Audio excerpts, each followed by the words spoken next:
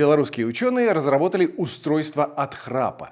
Выглядит эта штука как капа. Она надевается на зубы. В нижней части капы есть винт, который деликатно выдвигает нижнюю челюсть. И человек перестает храпеть. Ученые говорят, что с такой капой и без храпа у людей даже личная жизнь налаживается. Ну, не знаю. Как с такой штукой во рту заснуть, а уж про личную жизнь? А может быть, кто-то из вас уже попробовал это устройство? Расскажите, как оно?